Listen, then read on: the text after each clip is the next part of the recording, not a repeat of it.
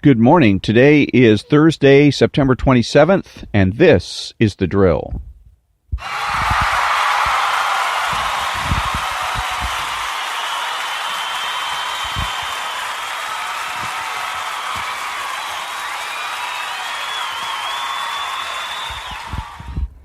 And thank you very much.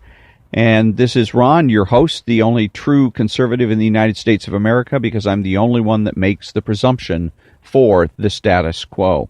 So, paid operatives is what I was thinking about in terms of, I heard about and read about the situation with Senator Cruz getting chased out of a restaurant in, I believe it was Washington, D.C. somewhere, by a whole bunch of, I think they referred to them as protesters. And I don't remember or care what it is that they were allegedly protesting.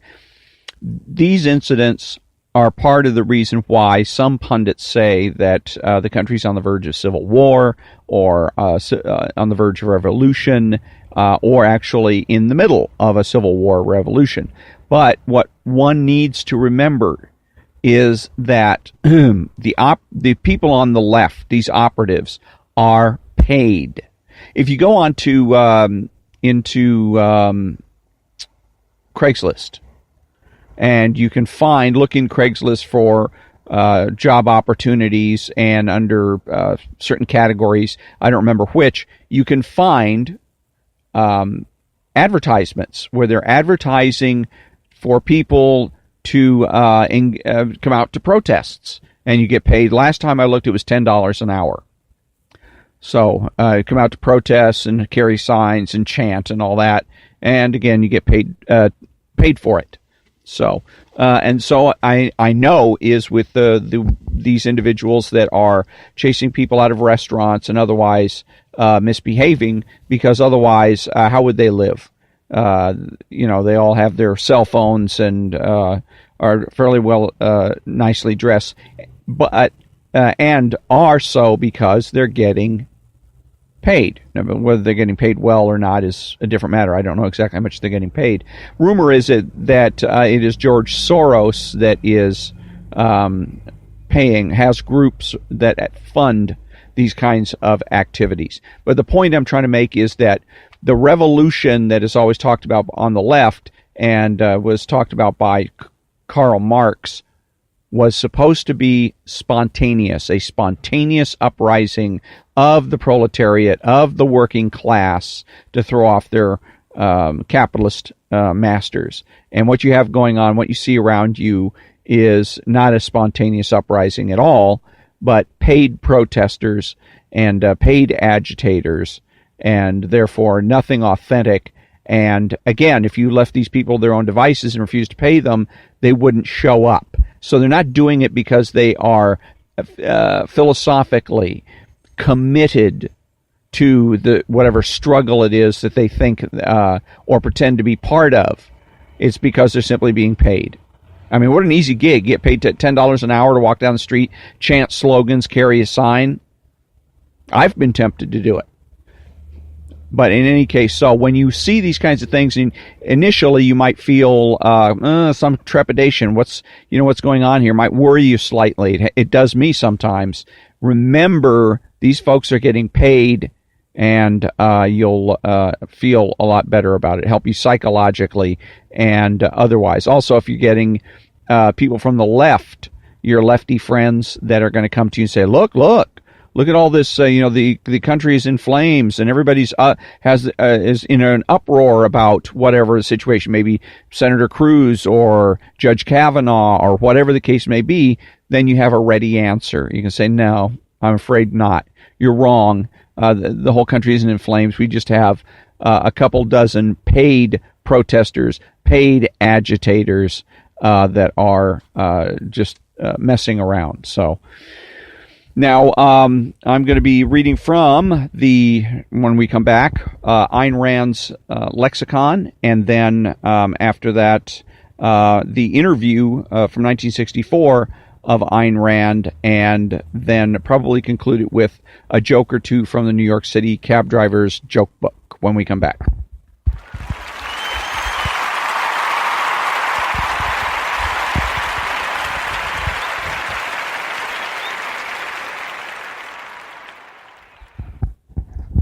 and thank you very much. The Ayn Rand lexicon. Ayn Rand emphasized the fact that one must define one's terms. You can't really have a conversation or a debate with somebody if you don't define your terms. The classic example is torture. There's a lot of back and forth about torture. Oh, this is torture, that's torture, the other thing is torture, but nobody bothers to define the term torture. And that's the way the left likes to keep it. The left doesn't want any restraints. The left doesn't want to be confined to reality. The left wants to be able to change things on the fly, improvise, etc. So one of the ways to rein them in is to use definitions.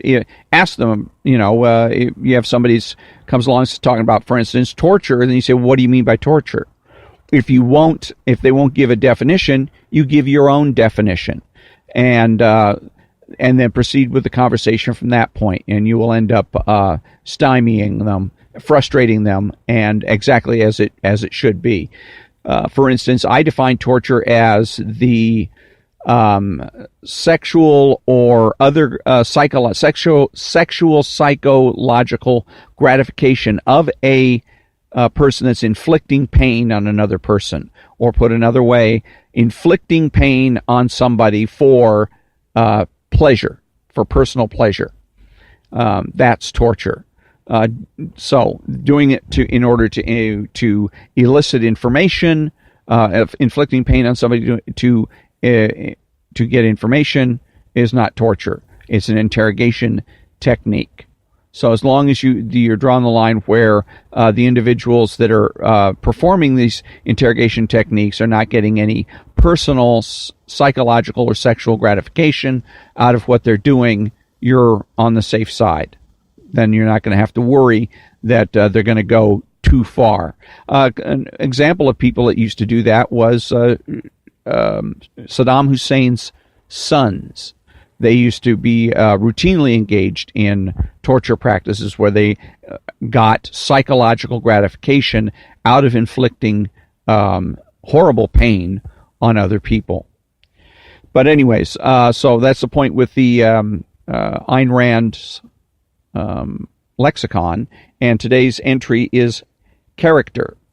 Character means a man's nature or identity insofar as this is shaped by the moral values he accepts and automatizes. By moral values, I mean values which are volitionally chosen and which are fundamental, i.e. shape the whole course of man's action, not merely a specialized, delimited area of his life. So man's character is, in effect, his moral essence. His self-made identity is expressed in the principles he lives by. We have only two sources of information about the character of the people around us. We judge them by what they do and by what they say, particularly the first. As man is a being of self-made wealth, so he is a being of self-made soul. Just as man's physical survival depends on his own efforts, so does his psychological survival. Man faces two corollary interdependent fields of action in which a constant exercise of choice and a constant creative process are demanded of him: the world around him and his own soul. By soul, I mean his consciousness. Just as he has to produce the material values he needs to sustain his life, he has to acquire the values of character that enable him to sustain it and that make his life worth living. He is born without the knowledge of either. He has to discover both and translate them into reality, and survive by shaping the world and himself in the image of his values. So one of the things that the word, as you may have noticed, that I like best in all that was judge. And that statement that we judge others by their character. There's the movement on the left to get rid of judgment. Don't judge, you'll hear from people. And it's impossible. There is no way to live your life without judging, whether it's judging events or judging people, or judging situations, events, or people. And so it's just flat out impossible and ridiculous to be telling people don't judge. One of my favorite responses to somebody that says don't judge is, why not? You are. Because that's exactly what they're doing when they're telling me not to judge, is they're judging me. They may not be saying so explicitly, but we know that that's what's going on. So, but again, another juicy definition from Ayn Rand. And when we come back, a little bit of the 1964 interview of Ayn Rand by Playboy magazine.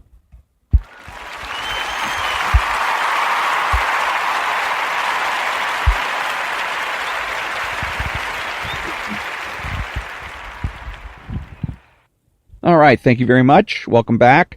Playboy interview of Ayn Rand, 1964. Very often, the interviews will reveal as much about the interviewer as it does about the interviewee. So we shall see here. Playboy, throughout your work, you argue that the way in which the contemporary world is organized, even in the capitalist country, submerges the individual and stifles initiative. In Atlas Shrugged, John Galt leads a strike of the men of the mind, which results in the collapse of the collectivist society around them. Do you think the time has come for the artists, intellectuals, and creative businessmen of today to withdraw their talents from society in this way? Rand, no, not yet. But before I explain, I must correct one part of your question. What we have today is not a capitalist society, but a mixed economy. That is a mixture of freedom and controls, which by the presently dominant trend is moving toward dictatorship. The action in Atlas Shrugged takes place at a time when society has reached the stage of dictatorship. When and if this happens, that will be the time to go on strike, but not until then. I want to interject something. She's wrong when she says a mixture of freedom and controls. The economy we have is Keynesian. It was created by John Maynard Keynes, an English economist. And that's what not only do we have in the United States, but we have the world over. The world can operate only on one economy at a time. You cannot have a world in which you have one country is going to do one economy, the other one's going to do, let's say one does socialism, one does the gold standard, which would be a capitalist economy, and somebody else is going to do a Keynesian economy. Everybody has to be on board with whatever the economy is going to be. If it's going to be gold standard, everybody has to be on the gold standard because we have to trade with one another. And that's one of the things that keeps our economies going, because there isn't any country that has absolutely everything that it needs.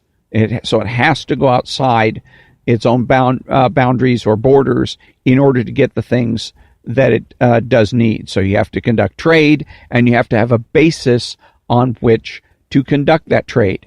Part of Keynesian economics is debt. Okay? And so you have to have somebody that's willing and able to make loans. In this particular case, the big loaner around the world is the Chinese government. One of the biggest borrowers, if not the biggest borrower, is the United States. But that's, again, all part of Keynesian economics. So, back to the interview. Playboy, what do you mean by dictatorship? How would you define it? So we get back to excellent question because it goes to definitions. Rand, a dictatorship is a country that does not recognize individual rights, whose government holds total, unlimited power over men. Playboy, what is the dividing line by your definition between a mixed economy and a dictatorship? Rand, a dictatorship has four characteristics: one-party rule, executions without trial for political offenses, expropriation or nationalization of private property, and censorship. Above all, this last. So long as men can speak and write freely, so long as there's no censorship, they still have a chance to reform their society or to put it on a better road. When censorship is imposed, that is the sign that men should go on strike intellectually, by which I mean should not cooperate with the social system in any way whatever.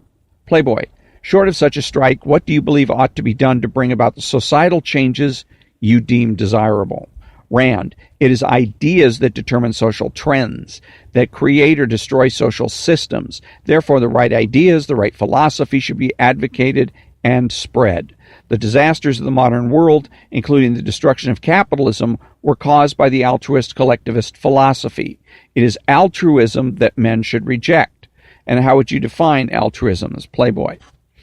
And at this particular point, I wanted to interject again that I like the idea, again, she gets it right, that the world or everything in life is foundational. And so she's suggesting that when she says the social trends and social systems, and that is the right ideas that inform the social trends and the social systems. Now she says here the destruction of capitalism. And by that she means that she actually says that capitalism in some of her books never really was ever instituted completely. There's always been some sort of checks and balances on it, that government has always been jealous of the idea or very wary of the idea of allowing people the freedom to do whatever it is that they want. Part of, again, if a gold standard economy is the sign of a capitalist society, gold standard economy means that the government can't just go out and print money. Okay, it controls the government. A gold standard economy is an automatic control of the government, and people in public office chafe at that. They don't particularly like it. So, but anyhow, the point is that capitalism really never got destroyed, according to Ayn Rand. It never really completely took hold in the first place. So, back to the interview. Playboy, and how would you define altruism? Rand, it is a moral system which holds that man has no right to exist for his own sake, that service to others is the sole justification of his existence, and that self-sacrifice is his highest moral duty, value, and virtue. This is the moral base of collectivism, of all dictatorships. In order to seek freedom in capitalism, men need a non-mystical, non-altruistic, rational code of ethics, a morality which holds that man is not a sacrificial animal, that he has a right to exist for his own sake, neither sacrificing himself to others nor others to himself. In other words, what is desperately needed today is the ethics of objectivism. And I would say wrong. Objectivism, first of all, is not a philosophy, and also there's some. Once she's created objectivism, she ceases to be objective. What she should have said was, what is desperately needed today is ethics, period, because I believe that's exactly what she's describing here. What would be a better ethical standard than saying that an individual has a right to exist for their own sake, neither sacrificing themselves to others nor others to themselves? Isn't that a perfect definition of ethics? Right? So that's what the way she should have said it was, what's desperately needed today is ethics. That what what the left is doing, is socialism is doing, is going away from ethics. And if you have no ethics, then you believe that might makes right and that the ends justify the means. And so what she's really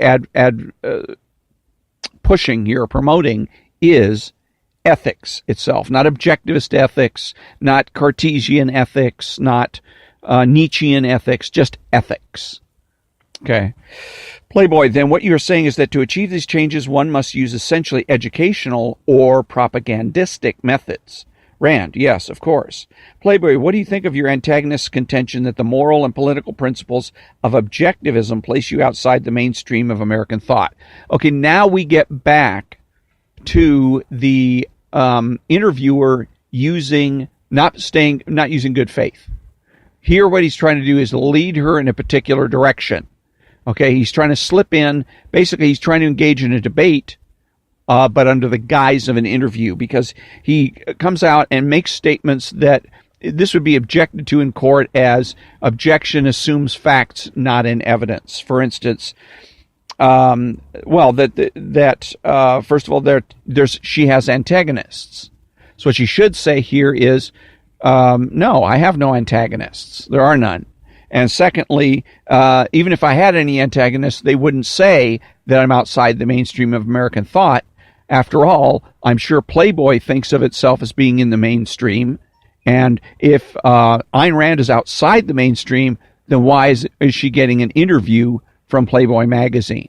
So you're pointing out the contradictions. You're kind of using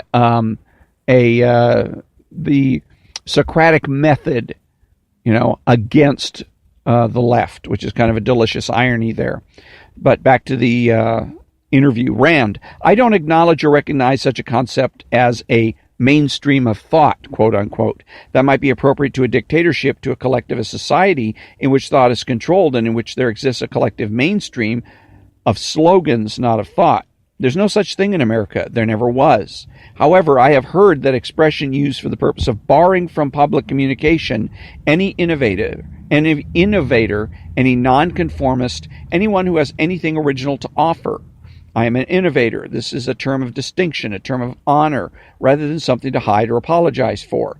Anyone who has new or valuable ideas to offer stands outside the intellectual status quo. But the status quo is not a stream, let alone a mainstream. It is a stagnant swamp. It is the innovators who carry man forward. Now, she's wrong here in a couple of ways, and she's wrong because she keeps thinking within the framework of objectivism, of her philosophy, rather than philosophy, period, and what is true. Because ultimately that's what philosophy is about, looking for the truth, the love of wisdom.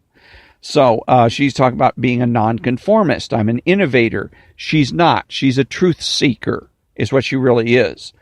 So, and maybe truth seeker is a term of distinction or honor or whatever, but that's what she is. Anyone who has new or valuable ideas to offer stands outside the intellectual status quo. No, what she should have said is anyone who seeks the truth and purports to speak the truth stands outside of certain intellectual dogmas. Let's put it that way. Stands outside of some stands outside perhaps any intellectual dogma, if dogma is understood as just the rigid rules of a particular system. But the status quo is not a stream, it is a stagnant swamp. It's the innovators who carry mankind forward. But always the question is, when you're saying forward, my question is, forward to what? Forward to where? Okay, so again, she should have changed that. She should have said that, leave the stagnant swamp alone. The status quo is where all arguments, all debates begin. Anytime somebody is saying to you, what do we do about X? The first question to ask yourself, and then the other person, is, what are we doing now? Okay, second question to ask is, what's wrong with it? Okay? You have to start from the status quo. Otherwise, you're lost. So she should have left the stagnant swamp part out of it, and also the innovators who carry mankind forward. It is the truth seekers who help to enlighten mankind or to enrich the lives of mankind. Something of that nature would have been much better. Excuse me. So when I come back, a few jokes from the New York City Cab Driver's Joke Book.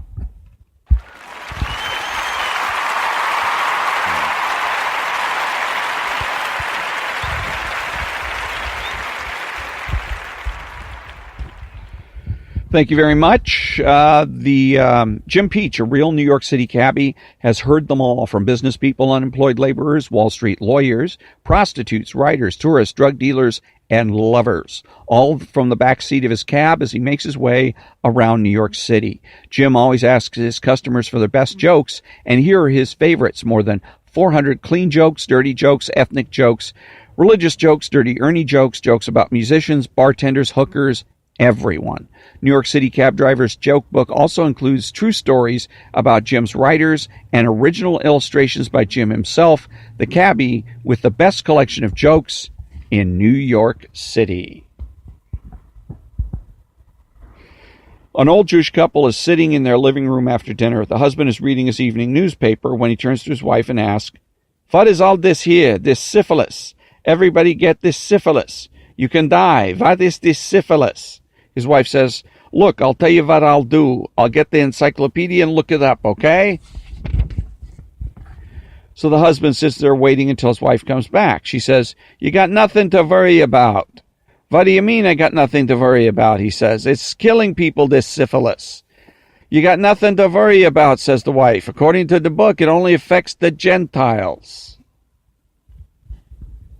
Polish guy comes home early from work and finds another man in bed with his wife. He runs over to the dresser, pulls out a gun. Then he puts it up to his own head. When the wife starts laughing, the husband says to her, "Don't laugh. You're next." A man goes into a bar and begins to tell a Polish joke. The man sitting next to him, big hulking powerhouse of a man, turns and says menacingly, "I'm Polish. Now you just wait a minute till I get my sons." Then he calls out, "Ivan, come here and bring your brother." Two men, bigger than the first, appear from the back room. "Joseph," the man calls out, "you and your cousin come in here." Two more men, the biggest of all, come in through the back door. All five men crowd around the man with the joke. "Now," says the first Polish man, "do you want to finish that joke?" "Nah," says the man. "Oh, no? And why not?" says the Polish man, opening and closing his fist. "Are you scared?" "No," says the man. "I just don't feel like having to explain it 5 times. Question: what's the difference between a brown-noser and a shithead? Answer: depth perception. And on that note, we conclude another episode of The Drill. I thank you very much for listening, and have a great day.